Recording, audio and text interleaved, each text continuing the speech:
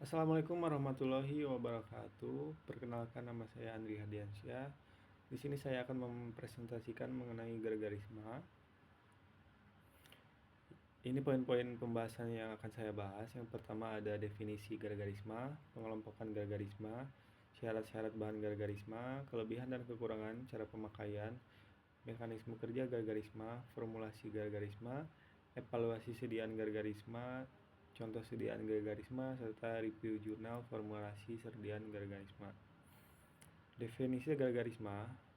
Gargarisma atau obat kumur menurut Farmakope Indonesia edisi 3 adalah sediaan berupa larutan, umumnya dalam bentuk pekat yang harus dianjurkan terlebih dahulu sebelum digunakan. Digunakan sebagai pencegah atau pengobatan infeksi tenggorokan. Tujuan utamanya penggunaan obat kumur adalah agar obat yang terkandung di dalamnya dapat langsung mengenai selaput lendir sepanjang tenggorokan dan tidak ditujukan agar obat tersebut menjadi pelindung selaput lendir. Oleh karena itu, obat berupa minyak yang memerlukan zat pensuspensi lain dan obat yang bersifat lendir tidak sesuai untuk dijadikan obat kumur. Berdasarkan komposisi, pada kosmetik, air mengandung alkohol, flavor, pewarna, surfaktan, membersihkan dan menyegarkan mulut.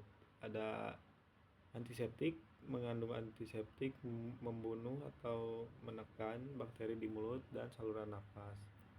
Lalu ada ansringen, berefek pada mukosa mulut, mengurangi protein ludah dan iritasi. Serta ada berbasis pH, asam atau basa, efektivitas tergantung pH, melarutkan mucin dan mendispersikan protein. Deodoran mengatasi bau mulut, antibakteri, dan efek penyegaran. Lalu ada terapeutik untuk terapi, mengurangi infeksi, mencegah karies, meredakan radang, gusi, atau sakit tenggorokan. Berdasarkan tujuan penggunaan, pada kosmetik membersihkan dan menyegarkan mulut, terapeutik mengobati dan pencegahan penyakit mulut, serta ada kombinasi fungsi kosmetik dan terapeutik. Syarat-syarat gargarisma: membasmi kuman yang menyebabkan gangguan kesehatan gigi dan mulut, tidak menyebabkan iritasi, tidak mengubah indera perasa, tidak mengganggu keseimbangan flora mulut, tidak meningkatkan resistensi mikroba, tidak menimbulkan noda pada gigi. Syarat pH berdasarkan Farmakope pada sediaan gargarisma yang baik berada pada rentang 4-7. Sementara itu, menurut Standar Nasional Indonesia menetapkan standar pH sediaan gargarisma yaitu 4,5 sampai 6,5 yang masih sesuai dengan pH saliva normal. 5 sampai 6 sampai pH 7 dengan rata-rata 6,7. Kelebihan dan kekurangan gargarisma. Untuk kelebihannya, mengurangi demineralisasi gigi dan juga gigi berlubang, mencegah penyakit gusi, penumpukan plak dari bakteri dan juga sisa makanan yang tertinggal di bagian gigi, bisa memicu berbagai penyakit gusi dan gigi. Menutupi bau mulut atau membantu menyegarkan napas, efektif menurunkan jumlah bakteri di rongga mulut, sehingga membantu mencegah plak, karies, dan penyakit gusi. Zat aktifnya bekerja langsung pada mukosa mulut dan tenggorokan. Lalu untuk kekurangannya, dapat mengiritasi dengan kandungan alkohol, produk yang terlalu tinggi, memakai obat kumur terlalu sering dapat memicu kanker. Dapat menyebabkan iritasi dan rasa kering pada mukosa mulut apabila kandungan alkoholnya tinggi dan digunakan dalam jangka panjang. Penggunaan yang berlebihan yang dapat juga mengganggu keseimbangan flora normal rongga mulut, serta pemakaiannya harus sesuai dosis yang dianjurkan dokter. Cara pemakaiannya, tuang kurang lebih 20 ml, kurang lebih 4 sendok teh, atau gunakan tutup botol sebagai gelas takar. Berkumur selama 30-1 menit agar kandungan bekerja optimal. Gerakan larutan ke kanan dan kiri pipi bagian dalam agar menjangkau seluruh anggota mulut. Perhatikan petunjuk pemakaian sebelum atau sesudah menyikat gigi, terutama untuk obat kumur terapeutik. Umumnya digunakan setelah menyikat gigi untuk membilas sisa bakteri dan makanan. Dianjurkan berkumur sebelum tidur. Untuk pencegah plak, karies, dan radang gusi tidak perlu digunakan setiap hari. Penggunaan berlebihan dapat mengganggu flora mulut, flora dan bau mulut, gunakan maksimal 2 kali sehari. Untuk mekanisme kerja agar-agarisma, menurut Febriani pada tahun 2013, membunuh dan menghambat pertumbuhan bakteri di rongga mulut, mencegah bakteri menempel pada gigi dan jaringan mulut, mengurangi pembentukan plak gigi, serta membantu menghilangkan bau mulut, menghambat pertumbuhan jamur seperti Candida albicans. Contoh zat aktifnya adalah chlorhexidine dan cetipiridium chloride. Zat aktif dan cara kerjanya: chlorhexidine membunuh bakteri dan jamur, bekerja dengan merusak membran sel bakteri, efektif mengurangi plak dan peradangan gusi.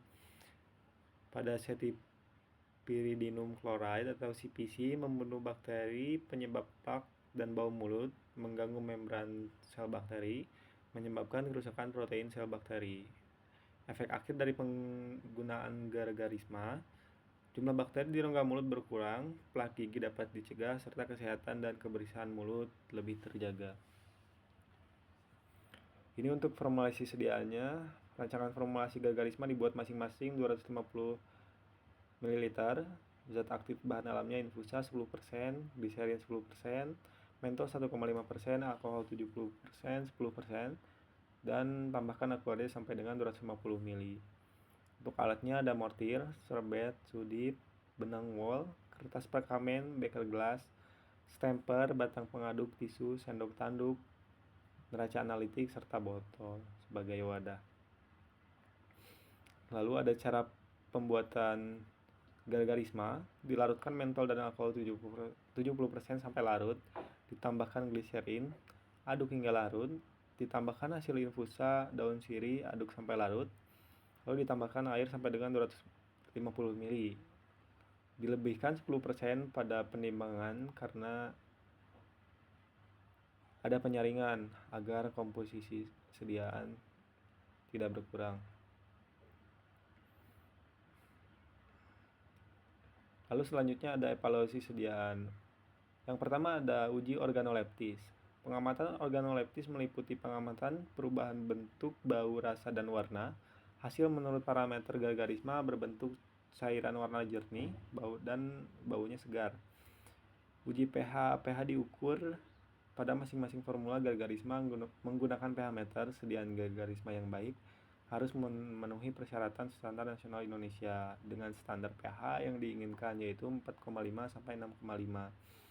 pH salipa dalam keadaan normal adalah 5,6 sampai 7 dengan rata-rata pH 6,7. Untuk uji viskositas, masukkan 10 ml larutan pada lubang yang besar pada viskometer Oswald. Kemudian disedot dari lubang yang kecil hingga larutan naik sampai batas tanda atas. Penyedot dilepaskan bersamaan dengan menyalakan stopwatch. Viskositas air kurang lebih 1 cps. Lalu ada uji homogenitas. Pengujian dilakukan dengan mengamati sediaan apakah ada partikel atau endapan pada sediaan agar-agarisma.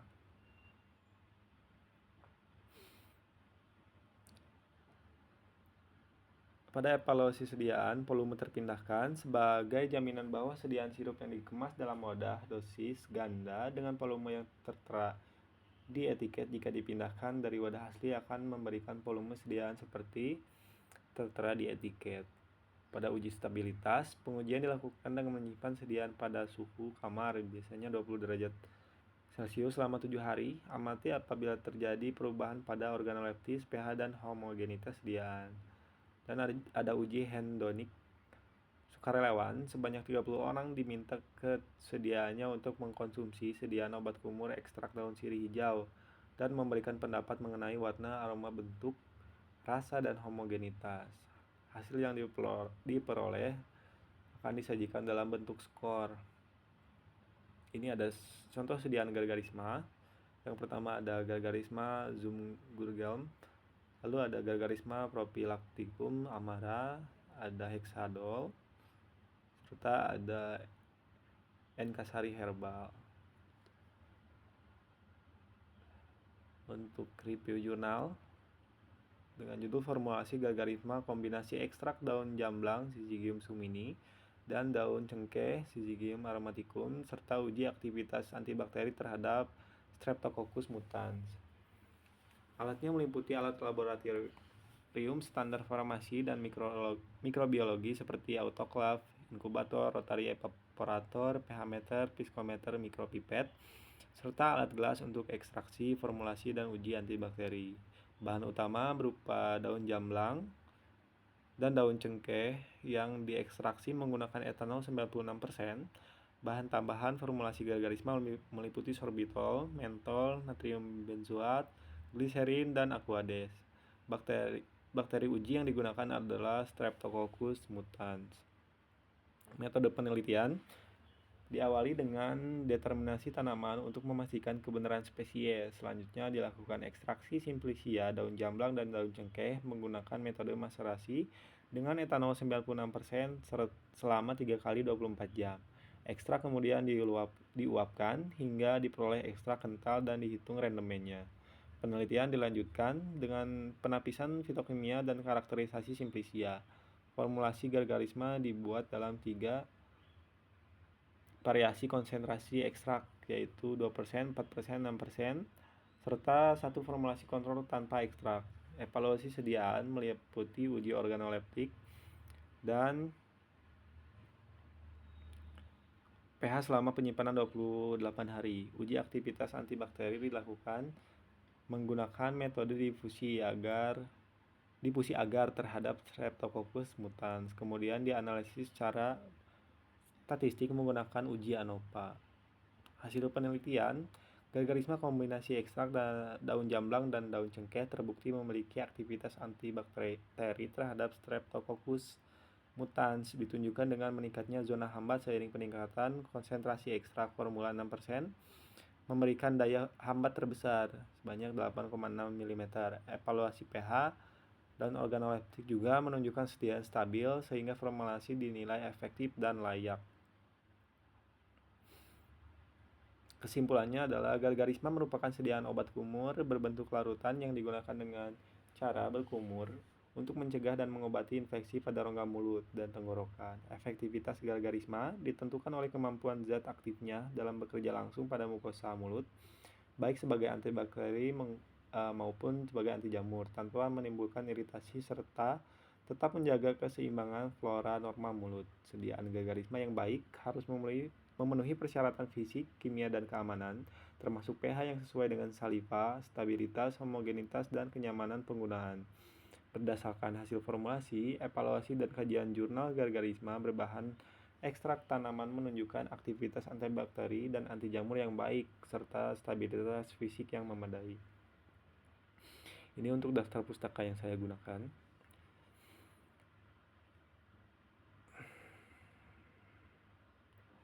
Baik, materi penjelasan dan poin-poin mengenai gargarisma telah saya sampaikan. Terima kasih atas perhatian. Saya ucapkan terima kasih. Assalamualaikum warahmatullahi wabarakatuh.